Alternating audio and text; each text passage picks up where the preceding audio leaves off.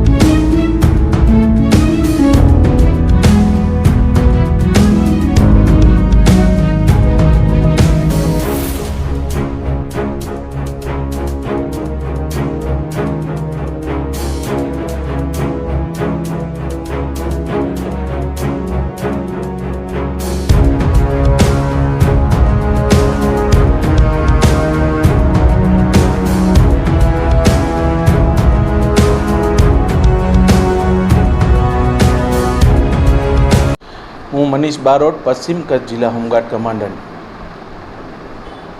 અત્રેની કચેરીમાં મારી આ ચેમ્બર જે મારી નિમણૂક 6 માર્ચ 2024ના જિલ્લા હોમગાર્ડ કમાન્ડન્ટ તરીકે થઈ, ત્યાર પછી આ ચૂંટણીનો સમય હોવાથી હું અહીંયા કને બહુ ઓછો બેસતો અને આ જે પેટારો હતો એ હું ટેબલ તરીકે તેનો ઉપયોગ કરતો હતો અને જ્યારે ચૂંટણીની વ્યવસ્થા ચૂંટણી પૂરી થયા બાદ હું આ ચેમ્બરમાં બેસવા લાગ્યો ત્યારે અચાનક મારું ધ્યાન પરમદી તાળા પર ગયું અને જોયું તો તાળો ખુલ્લો હતો। તાળો ખુલ્લો જોઈ તરત જ મેં મારા સહકર્મચારી ઘર જે મારા કર્મચારી છે તેમને બોલાવી અને વિડીયોગ્રાફી કરાવીને મેં આ પેટી ખોલી તો તરત જ પહેલાં ચાંદીના સિંહ જેવું ચાંદીના હાથી દેખાણા અને ધીરે ધીરે આખી પેટી વિડીયોગ્રાફી દ્વારા અમે લોકોએ ખોલી અને આ બહુ જૂની વસ્તુ લાગી રહી છે।